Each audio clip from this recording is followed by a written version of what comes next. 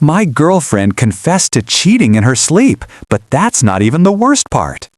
I thought my world ended when my girlfriend confessed to cheating in her sleep, but that was just the key to a door I never knew existed, and behind it was a secret so big it would shatter everything I thought I knew about us. My name is Michael, and I am 28 years old. For the last 5 years, I believed I was building a life with the woman I was going to marry. Her name is Olivia, and she was my everything. We had the kind of relationship that other people envied, the kind that looked perfect in filtered photos on vacation and in candid snapshots at dinner parties with friends. We had moved in together 2 years ago, into a small but cozy house with a garden where we planned to grow vegetables and someday watch our children play. Every piece of my life, from the color of our bedroom walls to the brand of coffee we bought, was a decision we had made together. She was my anchor, my future, my best friend. I trusted her with every fiber of my being, which is why what happened on that seemingly ordinary Tuesday night in May felt less like a betrayal and more like a complete unraveling of my reality. The evening had been perfectly normal. We had ordered takeout, watched a documentary about deep-sea creatures, and fallen into bed around 11, her head resting on my chest, the steady rhythm of her breathing a familiar comfort. I drifted off to sleep, feeling that quiet contentment that comes from being exactly where you are supposed to be. I don't know what time it was when I was jolted awake, not by a sound, but by a feeling. A cold, creeping dread that settled in my stomach for no discernible reason. The room was dark, save for the sliver of moonlight cutting through a gap in the curtains. Olivia was still asleep beside me, but she was restless, her limbs twitching, her brow furrowed. She was having a nightmare. I reached out to smooth her hair, to whisper that everything was okay, but my hand froze in midair when I heard her speak. Her voice was a strained, breathy whisper, thick with an emotion I couldn't place. It wasn't fear, it was guilt. At first, the words were just muffled fragments, lost in the rustle of the sheets. But then they became terrifyingly clear. She said a name that wasn't mine. Julian. The word hung in the darkness like poison. I lay there, my body rigid, my heart pounding a frantic, painful rhythm against my ribs. I told myself it was just a dream, a random collection of syllables. But then she spoke again, her voice cracking. "I can't keep doing this," she mumbled into her pillow. "He doesn't know. He can't ever know." My blood ran cold. Every muscle in my body tensed. I wanted to shake her awake, to demand an explanation, but I was paralyzed. I was a prisoner in my own bed, forced to listen to the destruction of my life as narrated by the person I loved most in the world. The words kept coming, disjointed pieces of a story I was only just beginning to understand. It was just supposed to be one time, but it felt so right. Being with you, it's the only time I feel like myself. Each phrase was a new stab wound, twisting deeper and deeper.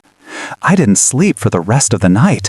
I just lay there, staring at the ceiling as the moonlight slowly faded and the room was filled with the gray pre-dawn light. The woman next to me, the woman I was going to spend my life with, was a stranger. And as the first birds began to chirp outside our window, I knew with absolute certainty that the life I thought I had was over. I quietly slipped out of bed, my feet hitting the cold wooden floor, and walked to the living room, sinking onto the sofa. The weight of her words was crushing, and I knew there was no coming back from this. The sun was rising on a new day, but for me, the world had just ended. I sat on that sofa until my body was stiff and my eyes burned from a lack of sleep.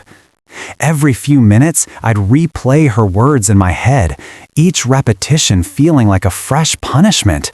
Julian. It felt so right. He can't ever know.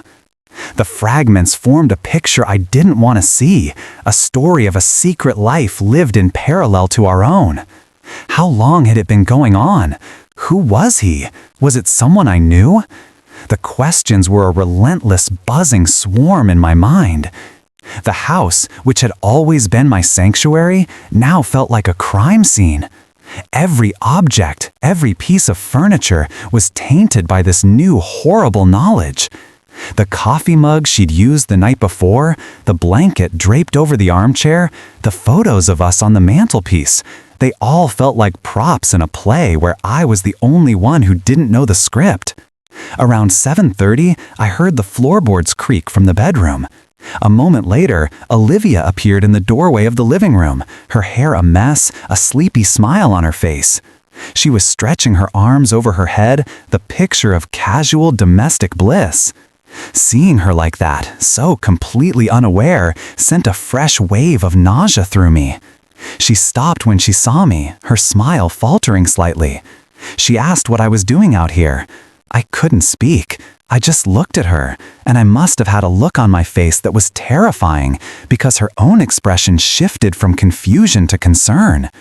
She walked over and sat on the edge of the sofa, a careful distance between us. She asked if I was okay, if something was wrong with work, if I was feeling sick. I shook my head, finally finding my voice, though it came out as a hoarse, unrecognizable croak. I told her I'd had a strange night. I told her I'd been awake for a while. I was trying to find a way to say it, a way to soften the blow, but there was none. So I just said it. I told her that she had been talking in her sleep. The color drained from her face instantly. It was a physical transformation, a visible shuddering of her soul. Her eyes widened in pure, unadulterated panic. She started to say something, to stammer a denial, but I held up a hand. I told her I had heard everything. I said the name, Julian. The sound of his name on my lips in the bright light of morning was like a gunshot. She just stared at me, her mouth agape for what felt like an eternity. And then she broke. A sob tore from her throat, raw and animalistic. She crumpled, her face falling into her hands, her entire body shaking with the force of her weeping. It wasn't the denial I had half expected, or the angry deflection. It was a complete and total collapse. Through her gasping tears, the confession began to spill out. It was all true. There was a man named Julian. He was a colleague from work. It had started a few months ago, after a late-night project. They'd gone for a drink, one thing had led to another, and it had happened. She swore it had only been that one time, a stupid, drunken mistake that she had regretted every second since. She said she didn't know why she'd done it, that it meant nothing, that she loved me, and that she wanted to spend the rest of her life making it up to me. As she spoke, I felt a strange sense of calm settle over me. The heartbreak was still there, a gaping wound in my chest, but the uncertainty was gone. The worst part, I thought, was knowing. The worst part was the image of her with him that was now burned into my brain forever. But as she looked up at me, her tear-streaked face a mask of misery, her eyes filled with a terror that went far beyond the fear of being caught cheating, I knew I was wrong. She grabbed my arm, her fingers digging into my skin, and she whispered that the affair wasn't the secret. The affair was just a symptom, a desperate, pathetic escape from the truth. And then she told me that the real secret was something that had been going on for years, long before she ever met me. Her words hung in the air between us, a new and more terrifying kind of poison. The affair, the ultimate betrayal I had spent the last few hours agonizing over, was just the tip of the iceberg. I looked at her, at the sheer desperation in her eyes, and I felt a cold dread that was far deeper than anything I had felt that night. I asked her what she was talking about. My voice was flat, devoid of emotion.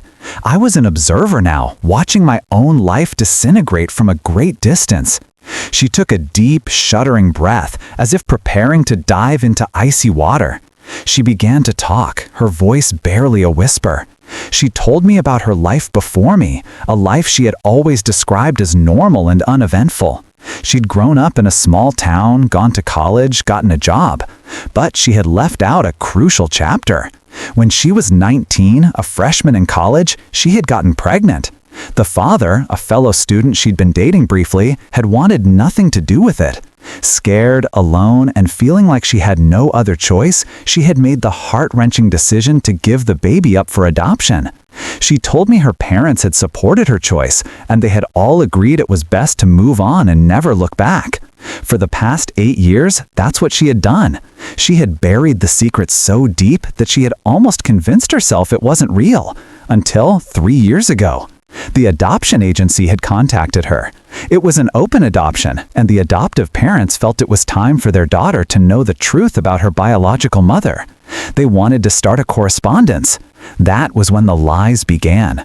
The girl's weekends and visiting her sick aunt were actually trips to meet her daughter. The secret bank account I had once teased her about, the one she called her shoe fund, was for a college savings plan for a child I never knew existed. My mind reeled trying to process this information. It was too much, too big. The woman I loved, the woman I thought I knew inside and out, had an entire life, a person that was completely separate from me. I felt like I was in a nightmare, a bizarre, twisted version of the one she'd had the night before. And then the final, most devastating piece of the puzzle fell into place. She told me who Julian was. He wasn't just a colleague. He was the adoptive father. He was the man raising her daughter. The affair hadn't been about passion or a lack of love for me. It had been born from this shared, enormous secret. The late nights, the emotional intimacy, it had all been a byproduct of their joint involvement in this other life. She had sought solace with him because he was the only other person on earth who understood the weight of what she was carrying. My world didn't just break, it was atomized. The foundation of our relationship, built on trust and shared history, is a complete fabrication. She saw the look on my face, the utter devastation, and she knew that words were no longer enough. She reached for her phone on the coffee table, her hands trembling so violently she could barely unlock it. She pulled up a photo album, one that was hidden behind a password I didn't know. She turned the screen towards me. And there, in a series of pictures I was never meant to see, was a little girl with Olivia's eyes, growing up year by year. At the end of the gallery was a video. Olivia, sitting on a park bench, swinging a giggling little girl between her knees. She looked at the camera, her face full of a love so fierce and so profound, it made my heart ache. She whispered the little girl's name, Lily. And then she said the words that would forever change the course of my life. She said that Lily wasn't just a secret from her past, she was her present, and she was planning to tell me about her soon because she wanted us to be a family. She wanted me to be Lily's father. I stared at the phone, at the frozen image of Olivia and the little girl, Lily. My brain refused to process what I was seeing. It was like looking at a picture of a stranger, a life that belonged to someone else. The room felt like it was closing in on me, the air thick and suffocating. I pushed the phone away, the clatter of it hitting the wooden coffee table sounding unnaturally loud in the silent room. I couldn't look at it anymore. I couldn't look at her. I stood up, my movements feeling slow and robotic, as if I were underwater. I had to get out. I had to breathe. I mumbled something about needing to leave, about needing space. I didn't look at her as I walked towards the door, grabbing my jacket and keys from the hook by the entrance. My hand was on the doorknob, my escape just seconds away, when I heard it. A knock. Not a tentative, friendly knock. It was a firm, deliberate rap on the wood that echoed the frantic pounding of my own heart. I froze, my hand still on the doorknob. I turned to look at Olivia, and the expression on her face confirmed my deepest fear. She knew who was at the door. All the color had drained from her face, and her eyes were wide with a new wave of panic. She looked like a cornered animal. The knock came again, more insistent this time. My mind raced. Was it him? Was it Julian? Had she called him? Or had he come on his own, sensing that the fragile house of cards was finally collapsing? I felt a surge of anger, hot and sharp. This was my house, my life. I wouldn't be driven from it by a ghost. Against my better judgment, fueled by a cocktail of rage and morbid curiosity, I turned the lock and pulled the door open. Standing on our doorstep, his face etched with a grim sort of concern, was a man I recognized from the pictures on the phone. It was Julian. He was taller than I'd imagined, with a kind face that was currently marred by a look of deep anxiety. But he wasn't alone. Standing beside him, her small hand clasped tightly in his, was a little girl with a bright pink backpack and a curious expression in her wide, familiar eyes. It was Lily. The three of us stood there for a moment, a bizarre, silent tableau. The secret girlfriend, the betrayed boyfriend, and the other man. But the presence of the little girl changed everything.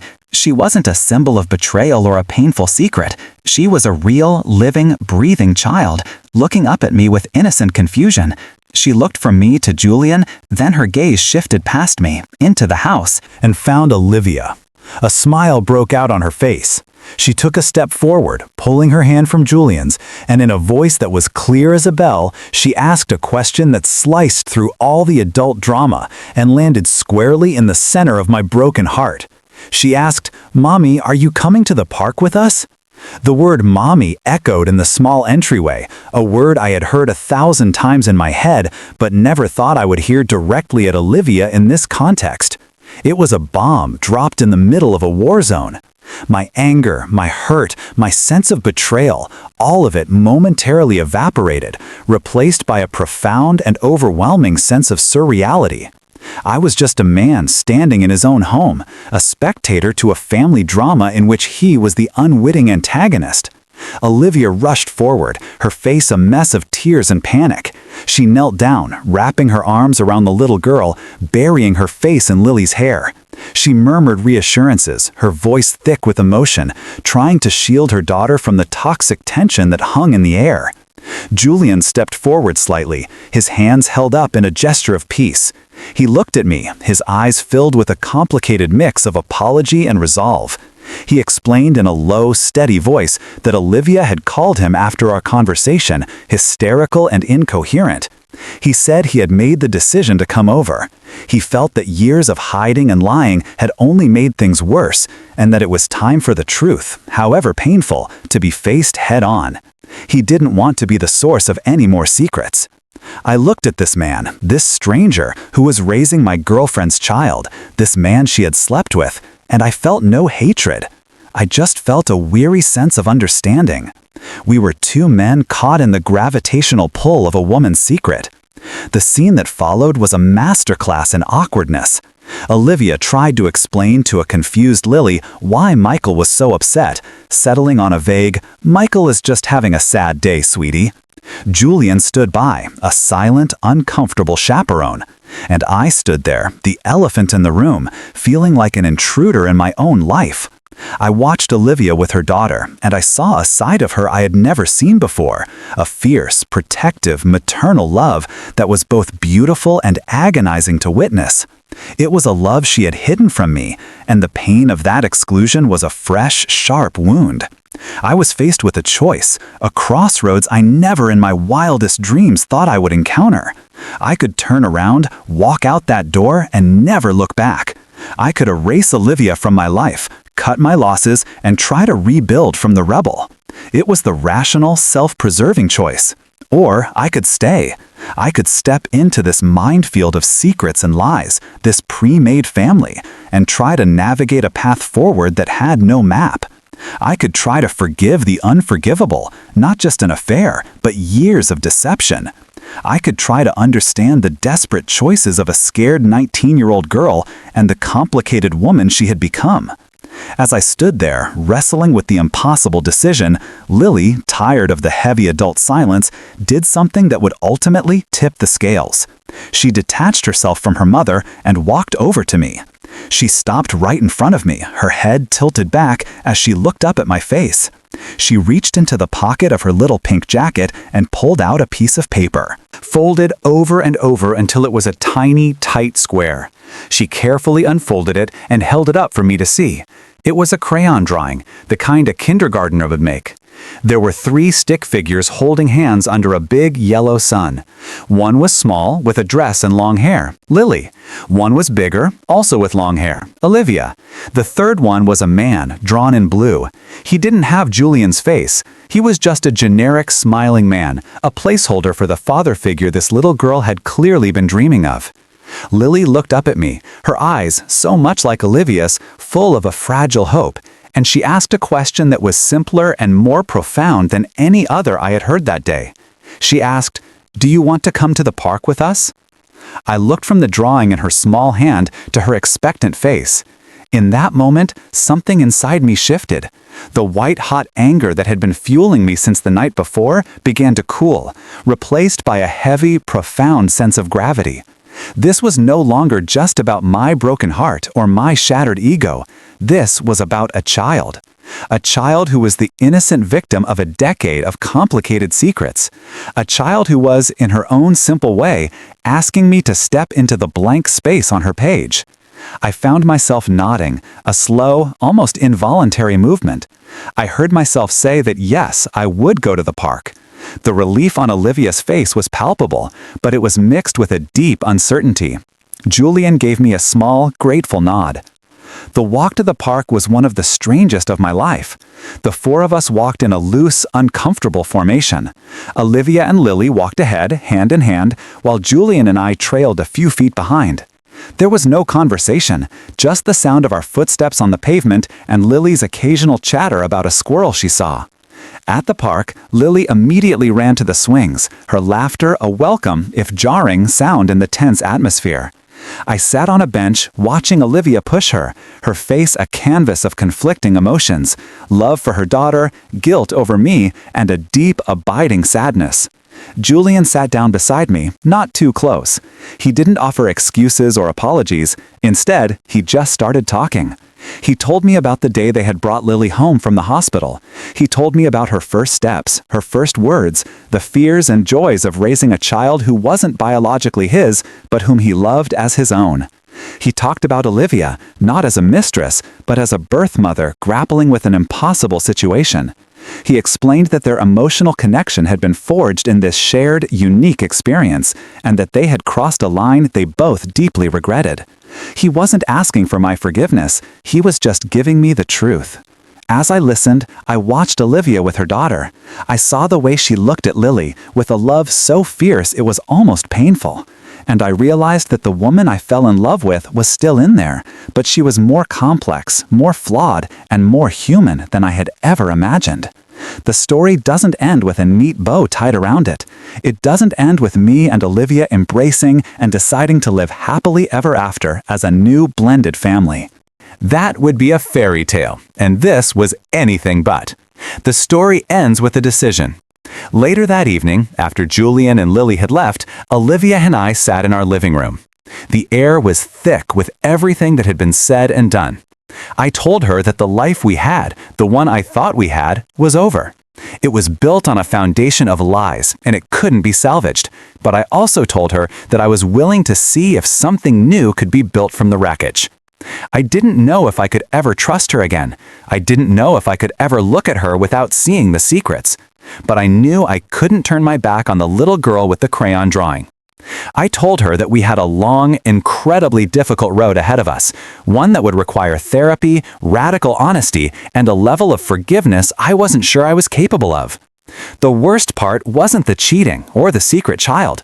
The worst part was the dawning, gut-wrenching realization that the person I loved was a stranger, and that I now had to decide if I had the strength to get to know her all over again. As I drove to a hotel that night, giving us both the space we desperately needed, I placed the crumpled drawing Lily had given me on the passenger seat. I didn't know what the future held, but for the first time in 24 hours, I felt a sliver of something other than despair. It was a sliver of choice. The story of my life with Olivia was over, but a new, more complicated, and more honest story was just beginning.